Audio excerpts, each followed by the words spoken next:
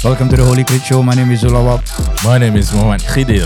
Assalamualaikum termasuk people. Waalaikumsalam. Kau apa ni? Aku suka lah pekik-pekik. Kau bodoh lah. Kau sal ni. Kau kecil-kecil tak pekik apa? Tak, aku kecil-kecil aku disiplin. Bapak aku RSM sial. Oh ya, betul. Kau mesti nak tahu. Hentak kaki man. Habis dah meninggal, aku happy lah. Oh, pekik-pekik lah. Okey lah. Siwa. Okay. Tapi welcome back to the Holycritshow lah. Apa khabar semua? Baik, Alhamdulillah. Alhamdulillah Zul. Apa perkembangan kau sekarang ni? Aku still what? still happy. Still happy lah. Happy and Alhamdulillah. cheerful Correct, lah. correct. Okay. So sekarang ni aku Sampai salah. Sekarang ni aku nak mulakan dengan sesuatu lah. Okay, sila. Cerita sedih apa? Okay, cerita sedih. Confirm sedih. Okay, go ahead. Ni sedih Tapi tak apa. Baru betul. Okay, sila. Apa yang aku nak katakan ni adalah sesuatu yang berlaku pada tanggal 27 November 2023. Kejadian Cancel. nak kena buat balik lah. Bawa balik kejaninan tu, baby. Jangan lama. Start balik. Kau bodoh lah. Start balik. Okay. Sorry kita start balik. Apa yang aku nak kongsikan ni berlaku pada tanggal 27 November 2023 pada jam 12.15 tengah hari. Kejadian ini berlaku di PASIR. Ia melibatkan suatu kemalangan yang amat menggerunkan. Silakanlah Zul. Teruskan. Sibat. Elas kata tolak bangkai Cepatlah. Actually accident ini telah Suara serius lah. Aku dah buat suara macam aku. Actually accident ini telah berlaku sebelum mangsa ingin pergi kerja. Okay. Di waktu lunch time lah. Okay. Time aku dah cakap. Ya, dia telah menunggang motosikal di T Junction di PASIR. Itu pun kau dah cakap, tapi aku repeat lagi. Kau dah tak ada modal ke apa? Tak ada modal. Okay. Jadi apa yang kita cakapkan tadi, bersama kita pada hari ini adalah Mangsa Kemalangan. And kita nak introduce, we want to welcome Maryam dalam studio kita pada hari ini. Welcome Maryam to our humble studio, Holycritshow. Thank you for being here. And it's actually simple Kit. Okay, apa yang simple lah? Aku message dia. Maryam, you want to share your story on our podcast? This was about 2 days ago. Yes. 2 days ago. Dekat sikit.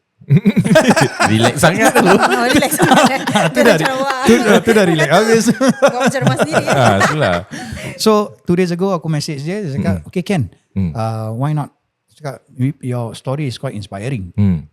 So it's inspiring where the part is how she recovered. We will hear this into details later on, but kita nak tahu yang macam mana boleh berlaku kejadian kemalangan ini dan macam mana lah from the start. Walk us through the story lah. Tapi dekat sikit Alright. Malu Hi. Jangan malu-malu Hello everybody. Assalamualaikum. Waalaikumsalam.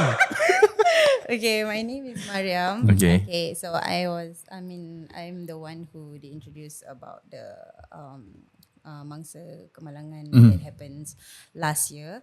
Okay, so anyways, thank you for inviting me. I wasn't expecting it. No worries. So alright, so how it happened? Okay, on that particular day, I start work at like about 1. Okay, so I work in Changi. So as I was riding, before I actually go out of the house, my mom actually macam, kau nak tapau makan tak? And I was like, no, it's okay, I'm late. But I always accepted like her request. Okay. Dia macam, tunggu kejap lah, ibu packkan you makan. Just wait for a while. Let's say, no, I'm late already.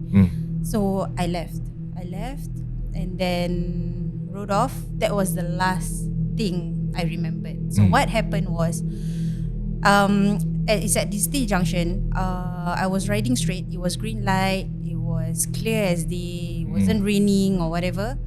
Suddenly, the bus it's a double-decker bus, from the opposite side, just swerve and bang me. Okay. Okay. So bila dia bang tu, dia tak stop.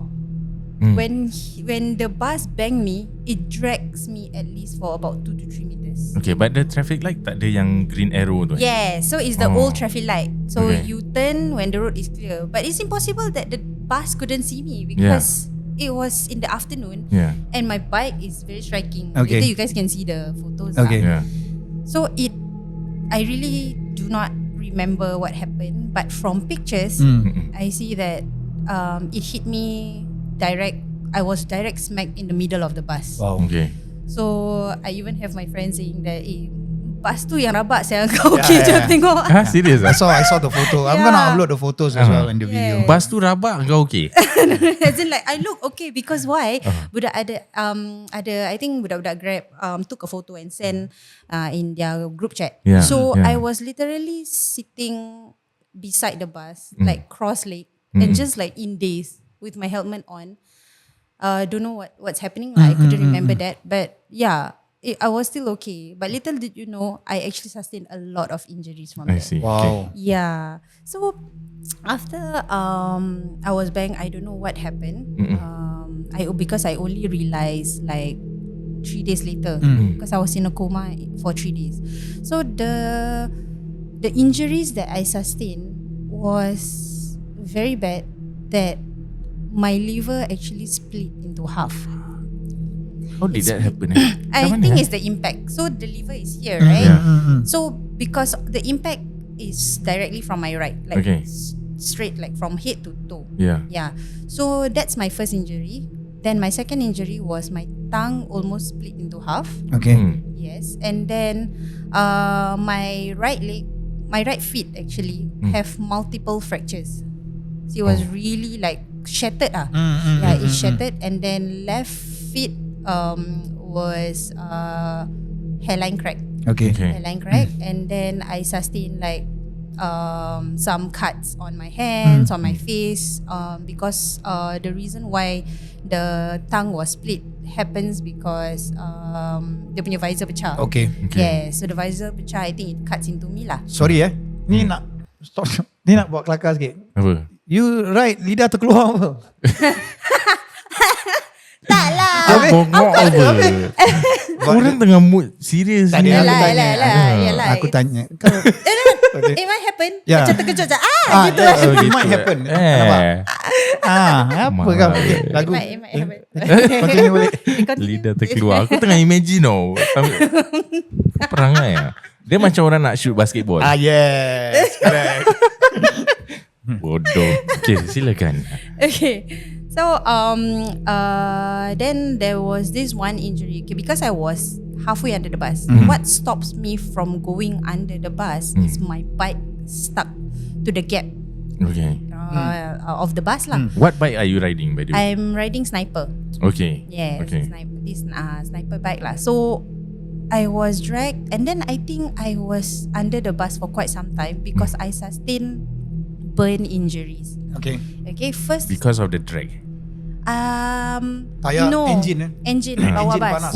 Yeah. So I don't know how long, but one uncle actually stopped his car, and I think he pulled me out. That's why there is a picture of me sitting just beside the bus. Yeah. So there was one injury. We thought that it's only burn, but little did I know that I don't know why my thighs become very lembik.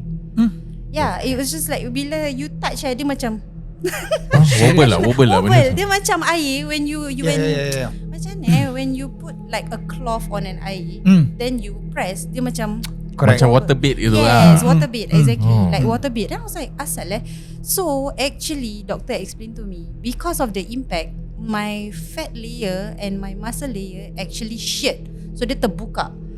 Yeah. Ouch. So it's an internal injury where we we actually dorang tak tahu. But after a few days in the hospital, I see that it's very warm. Yeah. I don't know if it's the burning because I don't think so, because kalau tak dia tak lembik macam Correct. itu. So diorang check, oh actually it's shirt. So body fluid dah start to masuk. Nak muntah ke bang? Aku Dia belum tengok gambar tau. Okay. Okay. Silakan. Yeah. So it shared. So body fluid dah start masuk. So dia terbuka lah. Jadi like in order for them to close it off, the fluid needs to be eliminated. So yeah, I was admitted. The doctor actually told me that I was conscious throughout. Okay. Throughout up till when I was in ICU. So bila dah masuk, bukan ICU lah, I think it's the A&E. So bila dah masuk A&E, I think they sedate me, then I go to sleep. That's when I'm unconscious lah. Okay. So when you were conscious, your brain, kirakan your brain shut down lah. Shut down, you don't remember, right? I don't remember. That block of memory just poof, like gone. I can't even remember up till today. Okay. Yes. Wow. It was really that bad. Yeah. So when you mention the muscle and the fats are shared and integrate together, what is the next step? Pasal this is the first time I heard about this. Macam eerie. So what did they diagnose it with? Okay, so what they told me lah. So I asked them lah. So macam mana? Because it's painful. Because Correct. when it's shared only like a certain portion. So bila I diri, right, the water is weighing down. So kalau makin lama dia akan koyak ke bawah. Yeah, so dia akan terbuka. So to prevent that, we need to do something about it. So they schedule me to see a plastic surgeon for them to check lah macam mana. So what they did, they actually poke a hole on my thighs and masukkan tube inside, and then they attach that tube with one small bottle. Correct. So I'm everywhere. I'm bringing the bottle around lah. Okay. This is the same time aku ada pneumothorax. Pneumothorax is aku punya lung collapse. So they do the same thing.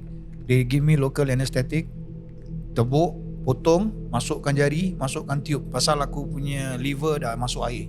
So diorang nak kena keluarkan air. So it's the same procedure as what she had lah.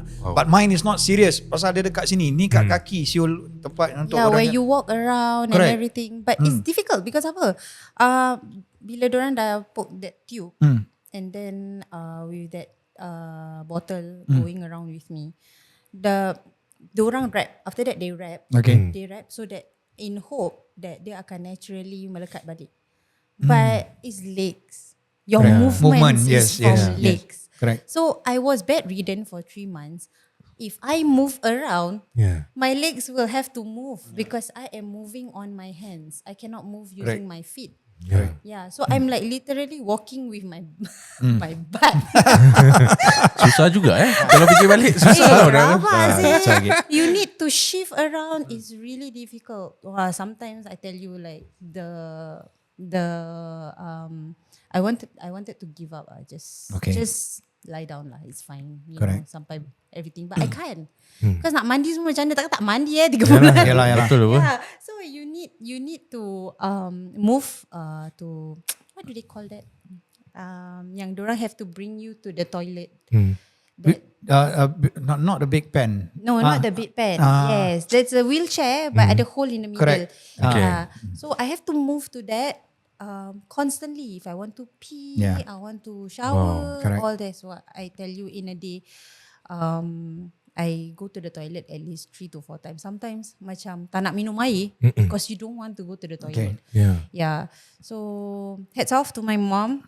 She's 71, but Alhamdulillah, she assisted me throughout the process. Okay. You were saying that you went through coma for how many days? 3 days. 3 days. 3 days. So when you realized that you are conscious, right? What was the first thing how did you reacted to that? Okay. So after 3 days, I was in a room. Then I felt like macam very blurrish. I was like, what is going on? Because I was like in days, I think I heavily sedated with fentanyl, and then it's still macam in and out. Then I start seeing people around me crying. So aku dah mati ke apa ni? So it's like everyone is crying. Then when I realized, they were just like, oh my god, dia dah bangun. I was like, how long was I out? Yeah. So they like, okay, they're macam, okay, don't panic. I don't really remember what they say, but eventually, like, I couldn't talk because there's tubes down my throat because I'm in coma, right? So they need that tube to be in for me to breathe. Yeah. So it's like macam life support kind of thing.